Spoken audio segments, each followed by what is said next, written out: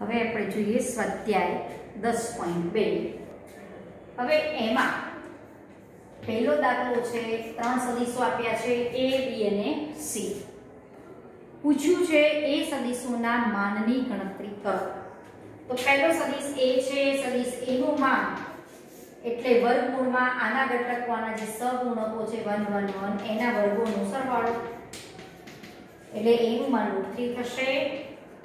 b નું માન એટલે 2 નો વર્ગ પ્લસ માઈનસ 7 નો વર્ગ પ્લસ માઈનસ 3 નો વર્ગ એટલે 49 ને 4 53 ને 9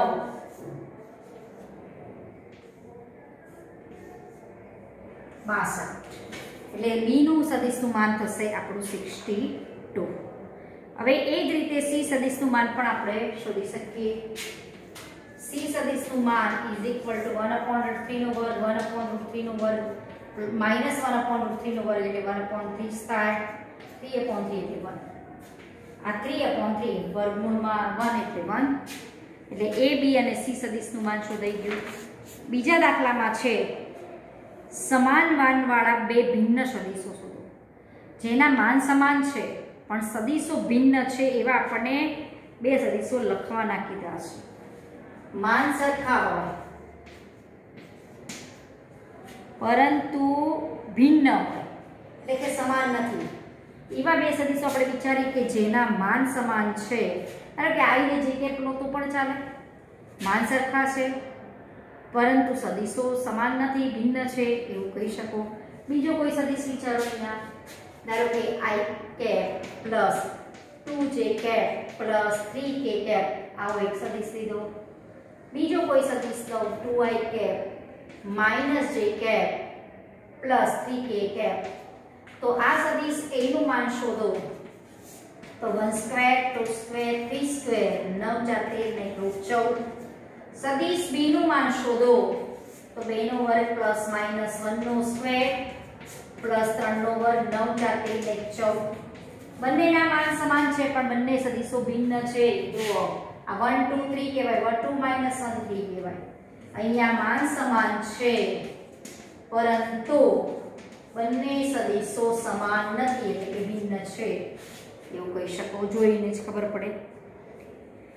પછી બીજો પ્રશ્ન પૂછ્યો છે જેની દિશા સમાન હોય તેવા ભિન્ન સદિશો લખો. હવે આપણને પૂછ્યું છે દિશા સરખી હોય અને ભિન્ન હોય એવા સદિશો આપણને પૂછ્યા છે.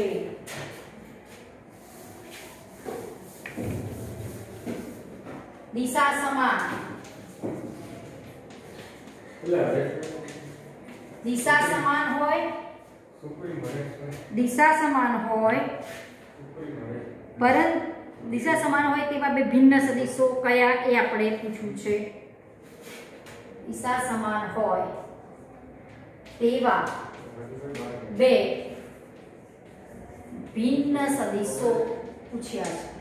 હવે દિશા સમાન બે સદિશોની દિશા સમાન છે એવું ક્યારે કહેવાય? ધારો કે કોઈ સદિશ છે a, એને કોઈ સંખ્યા k ધન સંખ્યા વડે ગુણો બે સદિશને અને જો એ ધન મળતો હોય તો આ બંને સદિશો a અને b ની દિશા સમાન છે, દિશા સમાન છે એવું કહી શકાય. હવે કોઈ a સદિશને b સદિશને કોઈ સંખ્યા k વડે ગુણો અને જો k જ્યાં ઋણ હોય તો આ બંને સદિશની દિશા વિરુદ્ધ છે એમ કહેવાય. અને જો કોઈ b સદિશને કોઈ સંખ્યા વડે ગુણવાથી કોઈ a સદિશ જો તમે મળવી ન શકો, કોઈ ચોક્કસ કે ન મળે કે જે બંને સમાન થાય તો આવા બે સદિશોની દિશા ભિન્ન છે એવું કહેવાય. અહીંયા પ્રશ્ન શું છે? દિશા સમાન હોવી જોઈએ પણ સદિશો ભિન્ન હોય એવો પ્રશ્ન કર્યો છે. હવે મગજમાં તમારા a અને b એક સદિશો એવા વિચારો કે જેની દિશા સમાન છે પરંતુ એ ભિન્ન છે. ધારો કે હું a સદિશ લઉં આપણો 1i cap plus 2j cap plus ધારો કે લઈએ 4k કેપ. આ એક સદિશ લીધો એનો મતલબ કે 1 2 4 લીધો 1 2 4. હવે b સદિશ લઈએ આપણે 2i cap plus 4j cap plus 8k cap એટલે 2 4 ને 8 લીધો છે. હવે આ બંને સદિશોની દિશા સમાન છે એવું કહી શકો, કારણ કે a સદિશને તમે 2 વડે ગુણો એટલે b સદિશ મળે છે. કોઈ પણ એક સદિશને કોઈ ધન સંખ્યા વડે ગુણવાથી કે ભાગવાથી કોઈ જો બીજો નવો સદિશ મળે તો આવા બે સદિશોની દિશા સમાન છે એમ કહી શકાય. માટે આ બંને સદિશની દિશા સમાન છે, પરંતુ બંને સદિશો કેવા છે? ભિન્ન છે, એના ઘટકો સરખા નથી. બરોબર? એટલે આ બે સદિશો ભિન્ન છે પણ દિશા સમાન છે. હવે દાખલા નંબર 4 માં પૂછ્યું છે આપણને, ચોથો દાખલો જોઈએ. ચોથા દાખલામાં આપણી પાસે છે અહીંયા સદિશો બે આપ્યા છે, સમાન થાય તો x ને y શોધો. એક સદિશ છે 2i કેપ 3j કેપ, બીજો સદિશ છે xi કેપ yj કેપ. ધારો કે આનો અને a સદિશ કહું અને b સદિશ કહું, બંને સમાન છે. બંને સમાન છે. આને 2 3 લખા, આને xy લખા. બંને સદિશો સમાન છે તો આના ઉપરથી સીધું જ મળે x = 2 અને y = 3. x ને y ની કિંમત મળી જાય છે સીધે સીધી. હવે જોઈએ દાખલા નંબર 5. એક સદિશનું પ્રારંભ બિંદુ 2 1 છે અને અંતિમ બિંદુ -5 7 છે, તો તેના અદિશ અને સદિશ ઘટકો આપણને લખવાના કીધા છે. હવે સદિશનું પ્રારંભ બિંદુ અને અંતિમ બિંદુ આપણને આપેલું છે. પાંચમા દાખલામાં આરંભ બિંદુ આપ્યું છે અને અંતિમ બિંદુ આપ્યું છે. આરંભ બિંદુ તમને આપ્યું છે અહીંયા -2 1 પ્રારંભ કે આરંભ બિંદુ, અને અંતિમ બિંદુ આપ્યું છે -5 7. આને હું p કહું, આને સપોઝ q કહું. સદિશનું પ્રારંભ બિંદુ અને અંતિમ બિંદુ આપેલું છે તો તેના અદિશ અને સદિશ ઘટકો આપણે લખવાના છે. એટલે કે બિંદુ p નો આ સ્થાન સદિશ કહેવાય, બિંદુ q નો સ્થાન સદિશ આ કહેવાય. તો સદિશ pq નો સ્થાન સદિશ એટલે q નો સ્થાન સદિશ ઓછા p નો સ્થાન સદિશ હવે q નો સ્થાન સદિશ આપણને ખબર છે -5 7 અને p નો સ્થાન સદિશ 2 1. તો બંનેની બાદબાકી કરો તો -5 -2 કે -7 અને 6. આ સદિશ pq જે છે એનો સ્થાન સદિશ કહેવાય. તો આને વડે લખવું હોય તો આમ પણ લખી શકું -7i કેપ 6j કેપ. તો આ જે pq સદિશ છે ના અદિશ ઘટકો તમારા કહેવાશે -7 અને 6. આ જે pq સદિશ છે એના સદિશ ઘટકો કહેવાશે -7i અને 6j કેપ. કારણ કે -7 ને તમે જ્યારે i કેપ સાથે ગુણો છો x અક્ષની દિશાના એકમ સદિશ સાથે એટલે સદિશ ઘટક બતાવે છે x અક્ષની દિશાનો, અને આ 6j કેપ એ y અક્ષની દિશાનો સદિશ ઘટક બતાવે છે. બરોબર? હવે છઠ્ઠા દાખલામાં પૂછ્યું છે, ત્રણ સદિશો આપ્યા છે અને એમનો સરવાળો કરો. a b અને c ત્રણ સદિશ છે, ફક્ત એમનો આપણે કરવાનો છે સરવાળો, એ આપણે કરીએ. હવે અહીંયા તમને ત્રણ સદિશો આપ્યા છે a b અને c. a b અને c. a સદિશ એટલે i cap 2j cap -2j cap k cap. b સદિશ આપ્યો છે -2i cap 4j cap 5k cap, અને c સદિશ આપ્યો છે i cap -6j cap -7k cap. હવે આપણને પૂછ્યો છે કે આ ત્રણે ત્રણનો સરવાળો કરો, એટલે સદિશ a સદિશ b સદિશ c. અનુરૂપ ઘટકનો સરવાળો આ બધાનો સરવાળો 1i કેપ 1i કેપ એટલે 2i કેપ -2i કેપ એટલે 0i કેપ. હવે અહીંયા પણ જુઓ -2j કેપ -6j કેપ એટલે -8j કેપ 4j કેપ એટલે -4j કેપ પ્લસ 5 ને 6k કેપ -7k કેપ એટલે -k કેપ. તો આને તમે 0 -4 અને -1 પણ લખી શકો. આ એમનો થયો સરવાળો, જે આપણે જોઈ શકીએ છીએ અહીંયા a + b + c આ ત્રણેયનો આપણને સરવાળો પૂછ્યો છે, તો -j4j કેપ - k કેપ મળે છે. પછી દાખલા નંબર 7 માં છે સદિશની દિશામાં એકમ સદિશ કોને કહેવાય? સદિશ ભાગે તેનું માન કરો એટલે સદિશની દિશાનો એકમ સદિશ કહેવાય, એ આપણે આગળ સમજ્યા છીએ. હવે સદિશ આપ્યો છે, એ સદિશ તમને આપ્યો છે i cap + j cap + 2k cap, એટલે આને તમે 1 1 2 લખી શકો, 1 1 2. હવે આની દિશાનો એકમ સદિશ, એની દિશાનો એકમ સદિશ એટલે સદિશ ભાગ્યા તેનું માન, એકમ સદિશ ઇક્વલ ટુ સદિશ ભાગ્યા તેનું માન.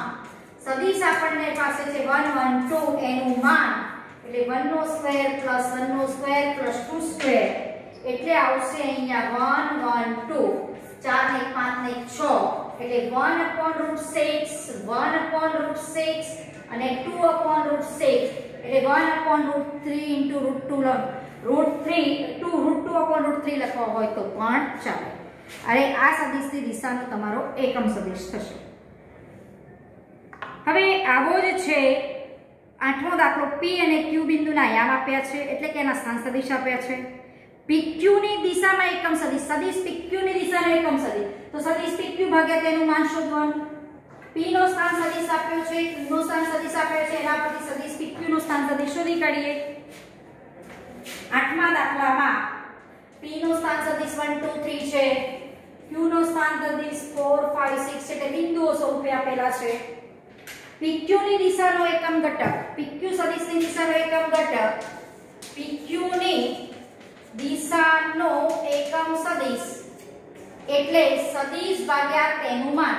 એમ જ પૂછ્યું છે PQ ની દિશામાં એકમ સદિશ શોધો. એકમ સદિશ એટલે સદિશ PQ ભાગ્યા તેનું માન. તો આના ઉપરથી સદિશ PQ તમારો થશે Q નો સ્થાન સદિશ - P નો સ્થાન સદિશ, 4 - 1 3, આ પણ 3 ને આ પણ 3, તો PQ સદિશ થશે 3 3 3 અને એનું માન 3 નો વર્ગ એટલે 9, 3 નો વર્ગ 3 નો વર્ગ 9 કરી 9 3 27, 9 કરી 27 અને ઉપર થશે 3 3 3. તો આની દિશાનો એકમ સદિશ એટલે 3/√27. √27 ને તમે આમ પણ લખી શકો 9 × 3 એટલે 9 નું વર્ગમૂળ 3, 3√3 આના ભાગ્યા એટલે 1/√3, 3/3√3, 3/3√3 અને 3/3√3. એટલે PQ ની દિશાનો એકમ સદિશ એટલે તમને મળશે 1/√3, 1/√3 અને 1/√3. તમે આને લખવું હોય તો 1/√3 i કેપ 1/√3 j કેપ, કારણ કે તમે સદિશ સ્વરૂપે લખો તો આ સ્થાન સદિશ સ્વરૂપે લખ્યા છે, આ રીતે પણ આને તમે લખી શકો. બંને વસ્તુ એક જ છે, આપણે આગળ સમજ્યા છે કેમ બંને એક જ છે. હવે 9મા દાખલામાં પણ આવું જ છે સેમ, એ તમે જાતે ગણજો. A અને B સદિશો આપ્યા છે, તો A + B ની દિશાનો એકમ સદિશ એટલે A અને B સદિશો આપ્યા છે. 9માં તમને આપ્યો છે A સદિશ આપ્યો છે, B સદિશ આપ્યો છે, એના ઉપરથી A + B શોધવાનું. અને એની દિશાનો એકમ સદિશ એટલે સદિશ ભાગ્યા તેનું માન, A + B ભાગ્યા તેનું માન કરી દેવાનું. એ દાખલો સેમ મેથડનો છે. પછી છે દાખલા નંબર 10. 10મા દાખલામાં છે કોઈ સદિશની દિશામાં આટલા માનવાળો કંઈક આપ્યું છે, એ એકમ સદિશ આપણને શોધવાનું પૂછ્યું છે. દાખલા નંબર 10. 10મા દાખલામાં છે 5ai cap - j cap + 2k cap. સદિશની દિશામાં 8 એકમ માનવાળો સદિશ. આ સદિશને ધારો કે હું A કહું તો A ની દિશામાં 8 એકમ, અહીંની દિશામાં 8 એકમ માનવાળો સદિશ પૂછ્યો છે. એકમ માનવાળો સદિશ એટલે 8 * સદિશ ભાગ્યા તેનું માન. સદિશની દિશાનો એકમ સદિશ એટલે સદિશ ભાગ્યા તેનું માન, અને 8 માનવાળો જોઈએ છે તો એને 8 વડે ગુણો. સદિશ છે આપણી પાસે, આને લખાય 5 - 1 ને 2, 5 - 1 2 ભાગ્યા તેનું માન એટલે 5 નો વર્ગ 25 - 1 નો વર્ગ 1 અને 2 નો વર્ગ 4. તો આ આવશે 5 - 1 2, 25 ને 4 29 અને 30 એટલે 8/√30 એટલે 8 × 5 = 40/√30 લખી શકો. -8/√30 અને 8 દુ 16 એટલે 30 -8 અને 16/√30 8 × 40 40 8 × 40 અને 8 વડે ગુણો આ પણ 8 વડે ગુણાશે એટલે આ ભાગાકાર અલગ આપો 40/√30 -8/√30 અને 16/√30 આ થયો એ સદિશની દિશામાં 8 એકમ માનવાળો સદિશ। જો તમારે આને લખવું હોય તો 40/√3 i cap -8/√3 j cap plus 16/√30 k cap લખી શકો। બરોબર। હવે 11મા દાખલામાં પૂછ્યું છે બે સદિશો સમરેખ છે દર્શાવો। સદિશો સમરેખ હોય તો એમના જે અનુરૂપ ઘટકોનો ગુણોત્તર એ પ્રમાણમાં હોય એટલે એમનો ગુણોત્તર સરખો મળતો હોય। ધારો કે બે સદિશો આપણને આપ્યા છે અહીંયા એક સદિશ આપ્યો છે 2i cap -3j cap 4k cap બીજો સદિશ આપ્યો છે -4i cap 6j cap -8k cap. હવે આ બંને સદિશો છે અને હું a નામ આપું a સદિશ કહું અને b સદિશ કહું બંને સમરેખ છે।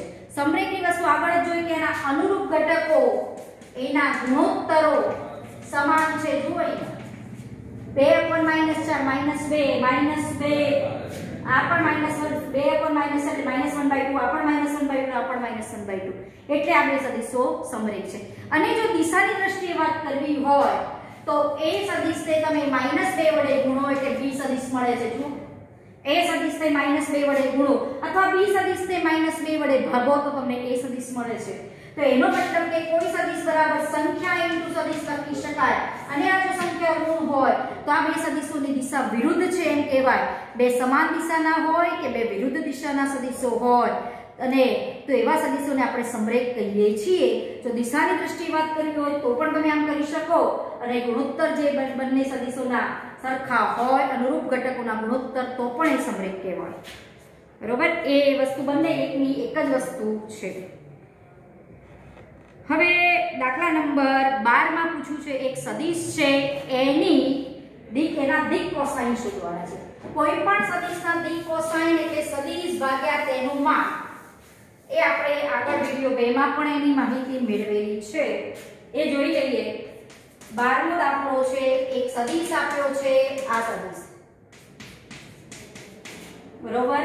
હવે એના દિક કોસાઇન શોધો। આના દિક કોસાઇન આને હું a નામ આપું સદિશ ભાગ્યા તેનું માન કરો એટલે સદિશ છે આપણો આ 1 2 3 આને લખવું હોય તો 1 2 3 ભાગ્યા તેનું માન એટલે 1 નો સ્ક્વેર 2 નો સ્ક્વેર 3 નો સ્ક્વેર એટલે આ 1 2 3 9 × 13 ને 14 √14 તો આને લખાય 1/√14 2/√14 અને 3/√14। આ અનુક્રમે x/√x² + y² z² છે y/√x² + y² z² છે અને z/√x² + y² z² છે। આ એનો cos આલ્ફા છે cos બીટા છે અને cos ગામા છે માટે cos આલ્ફા બરાબર 1/√14 અને cos બીટા = 2/√14 અને cos ગામા = 3/√14 આ એના દિક કોસાઇનો છે। અને આના ઉપરથી આલ્ફા બરાબર cos ઇન્વર્સ બીટા બરાબર cos ઇન્વર્સ 2/√14 એ લખો એના દિક ખૂણા કહેવાય। કોઈ પણ સદિશનો દિક કોસાઇન એટલે સદિશ ભાગ્યા તેનું માન અને એના જે ઘટકો મળે આ cos આલ્ફા cos બીટા અને cos ગામા કહેવાશે। cos આલ્ફાને તમે lmn અને lm અને n તરીકે પણ આપણે ઓળખીએ છીએ બરોબર। અને આના ઉપરથી એક પરિણામ પણ મેળવેલું cos square alpha cos square beta cos square gamma બરાબર 1। હવે બીજા દાખલા આપણે નેક્સ્ટ ટાઈમ જોઈશું।